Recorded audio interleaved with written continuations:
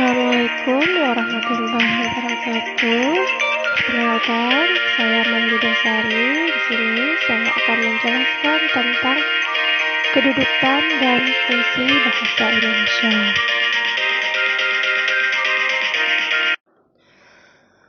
Bahasa Indonesia memiliki dua kedudukan, yaitu sebagai bahasa nasional dan sebagai bahasa negara.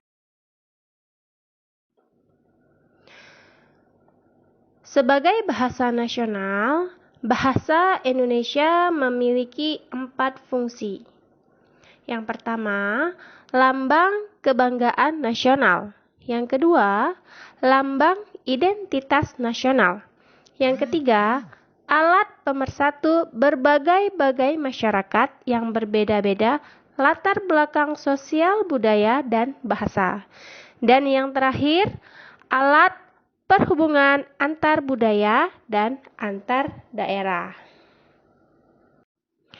Sebagai bahasa negara, bahasa Indonesia berfungsi sebagai bahasa resmi negara, berfungsi sebagai bahasa pengantar resmi di lembaga-lembaga pendidikan, berfungsi sebagai bahasa resmi di dalam perhubungan tingkat nasional untuk kepentingan perencanaan dan pelaksanaan pembangunan dan pertahanan. Dan yang terakhir, bahasa Indonesia berfungsi sebagai bahasa resmi di dalam pembangunan kebudayaan dan pemanfaatan ilmu pengetahuan serta teknologi modern.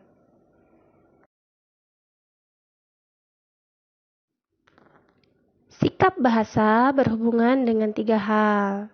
Yang pertama, sikap yang berkaitan dengan kesetiaan terhadap bahasa atau language loyalty. Yang kedua, sikap yang berkaitan dengan kebanggaan terhadap penggunaan bahasa atau language pride. Yang ketiga, sikap yang berkaitan dengan kesadaran penggunaan bahasa atau awareness of the norm. Ketiga sikap tersebut tercermin dari penggunaan bahasa oleh pemiliknya, baik secara lisan maupun tulisan. Pemilik bahasa yang bersikap positif senantiasa menunjukkan indikasi kesetiaan, kebanggaan, dan kesadaran dalam berbahasanya. Hal tersebut terlihat jelas, khususnya dalam pemakaian bahasa Indonesia yang berkaidah normatif atau penggunaan bahasa Indonesia yang benar. Sikap positif belajar bahasa Indonesia menggunakan bahasa yang baik dan benar, yaitu tahu di mana harus menggunakan konteks bahasa yang baik dan benar. Namun, penggunaan bahasa yang baik belum tentu benar. Contohnya, ketika konteks di pasar. Seperti kalimat berikut, "Bang, berapa nih sekilo?" Nah, kalimat tersebut belum tentu benar, tapi baik digunakan karena konteksnya di pasar. Sedangkan bahasa yang benar belum tentu baik. Contohnya, ketika konteks di pasar mengatakan, "Berapakah harga cabai ini sekilo?" Hal tersebut menandakan bahwa bahasa yang benar belum tentu baik. Terdapat beberapa kesalahan berbahasa yang sering dijumpai dalam kehidupan sehari-hari. Contoh misalnya, pada kalimat 1, dilarang buang sampah di sini. Pada kalimat 2, hati-hati ada pekerjaan. Pada kalimat 3, kopi banget, coklat banget. Pada kalimat 4, TPI makin asik, makin Indonesia. Pada kalimat 5, maksud daripada kedatangan kami ke sini. Kalimat 6, Darussalam, strip, Banda Aceh. Pada kalimat 7, untuk mempersingkat waktu kepada Bapak Gubernur, kami persilahkan dengan segala hormat. Kalimat ke-8, bus antar kota, antar provinsi. Kalimat 9, mari kita berdoa agar Persiraja Banda Aceh memenangkan setiap pertandingan. Kalimat 10, juara terbaik 1, 2, 3 memperoleh hadiah berupa uang tunai masing-masing 3 juta rupiah.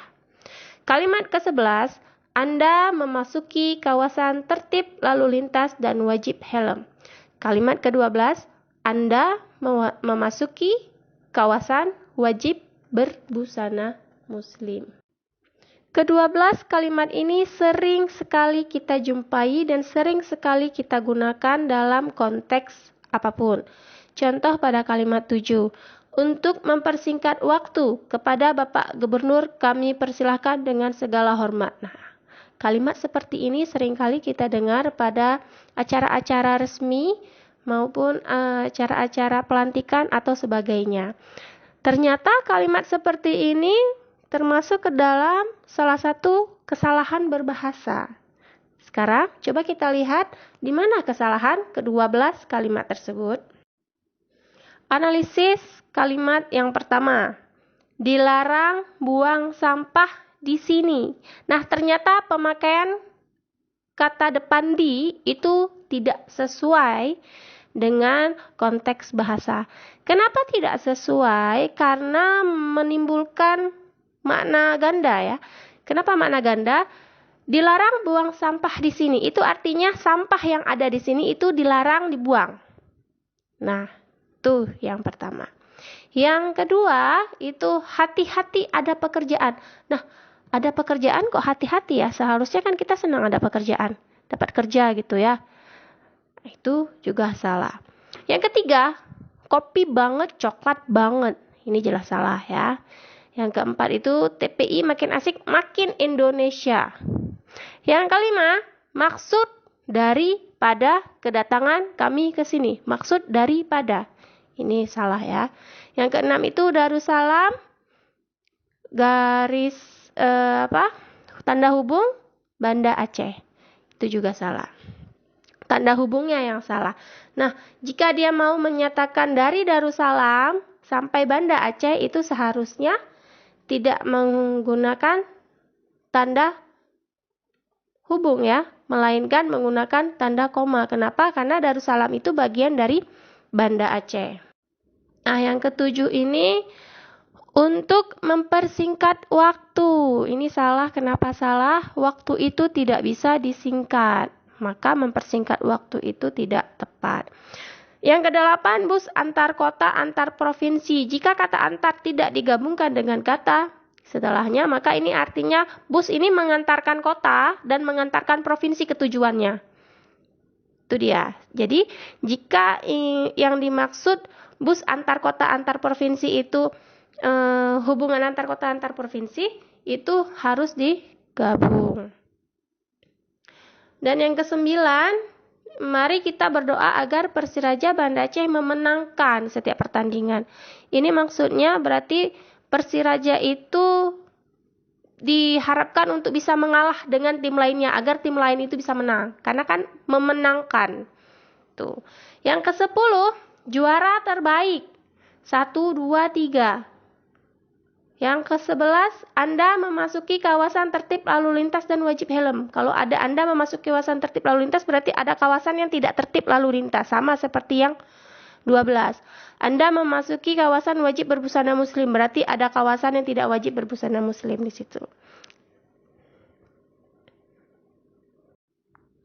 Nah, ini dia perbaikannya. Yang kalimat pertama itu tadi dilarang buang sampah di sini. Itu salah. Perbaikan yang benarnya itu dilarang buang sampah ke sini. Ke sini itu tujuan, karena tujuannya kan yang di situ. Nah, jadi dilarang buang sampah ke sini.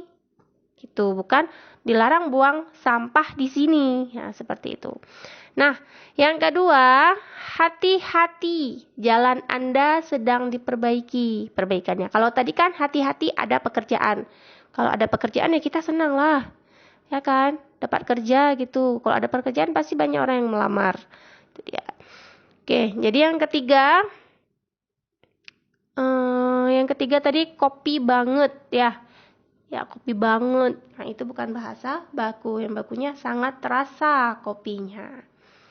Kemudian yang keempat itu TPI makin asik digemari oleh orang Indonesia. Nah, itu perbaikannya ya. Yang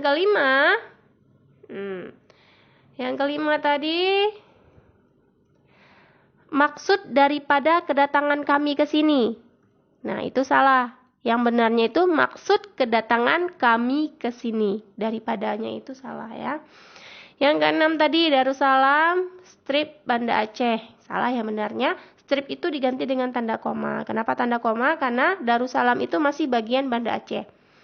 Tapi kalau misalnya jarak beda provinsi, nah itu boleh. Tuh, tapi kalau misalnya Darussalam itu masih bagian dari Banda Aceh, itu menggunakan tanda koma. Yang ketujuh, selanjutnya sambutan dari Gubernur Aceh. Bapak Gubernur, kami persilahkan dengan segala hormat. Tadi kan untuk mempersingkat waktu itu tidak bisa dipersingkat, makanya salah. Jadi diganti dengan kata selanjutnya sambutan dari Gubernur Aceh. Bapak Gubernur, kami persilahkan dengan segala hormat. Nah, yang kedelapan itu bus antar kota, antar provinsi. Nah, ini penulisannya harus disambung karena kalau dipisah itu beda lagi artinya. Yang kesembilan itu tadi kalimatnya, mari kita berdoa agar Persiraja Banda Aceh memenangkan setiap pertandingan. Salah memenangkannya, bukan salah, kurang tepat memenangkannya. Kenapa kurang tepat? Karena kalau memenangkan berarti Persiraja mau mengalah agar yang lainnya bisa menang. Nah, jadi kita ganti, mari kita berdoa agar Persiraja Banda Aceh menang di setiap pertandingan. Itu dia. Nah, yang ke-10, juara terbaik 1, 2, dan 3. Ya kan? Kalau 1, 2, 3 itu memang udah terbaik, jadi tidak perlu lagi dibilang terbaik. Itu makanya yang terbaiknya dihilangkan. Juara ke-1, ke-2, dan ke-3 memperoleh hadiah masing-masing 3 juta. Nah, itu dia tadi perbaikan dari beberapa kesalahan yang sering kita jumpai dalam kehidupan kita sehari-hari. Sesuai dengan berbagai fungsi sebagaimana tersebut, bahasa Indonesia memiliki berbagai ragam. Nah, berdasarkan tempat dan daerahnya atau geografis, bahasa Indonesia terdiri atas berbagai dialek, seperti dialek Jakarta, dialek Jawa, dialek Sunda, dialek Manado, Medan, dan dialek Aceh. Nah, berdasarkan penuturnya, bahasa Indonesia terdiri atas ragam bahasa golongan cendekiawan dan ragam bahasa bukan cendekiawan. Berdasarkan sarananya, bahasa Indonesia terdiri atas ragam bahasa lisan dan ragam bahasa tulis. Berdasarkan bidang penggunaannya, bahasa Indonesia terdiri atas ragam bahasa ilmu, ragam bahasa sastra, ragam bahasa jurnalis, ragam bahasa undang-undang, dan lain-lain. Berdasarkan suasana penggunanya, bahasa Indonesia terdiri atas ragam resmi dan ragam santai. Berdasarkan peta ragam bahasa Indonesia tersebut, dapat disimpulkan bahwa penyebutan bahasa Indonesia ragam ilmu berdasarkan bidang penggunaannya. Ditinjau dari segi penuturnya, ragam bahasa ilmu termasuk ke dalam ragam bahasa golongan cendekiawan. Ditinjau dari segi sarananya, ragam bahasa ilmu dapat termasuk ke dalam ragam bahasa lisan dan ragam bahasa tulis. Dilihat dari suasana penggunanya, ragam bahasa ilmu termasuk ragam bahasa resmi.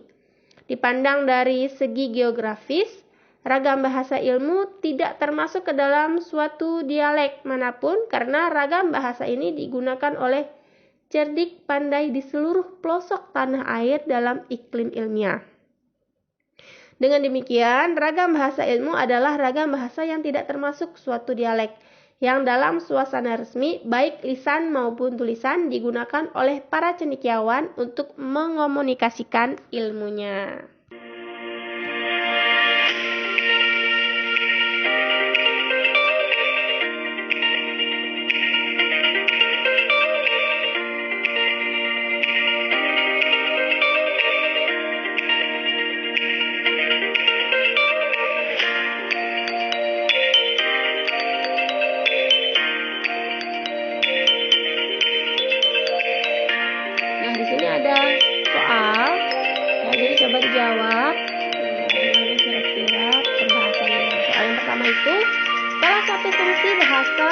sebagai bahasa nasional adalah A.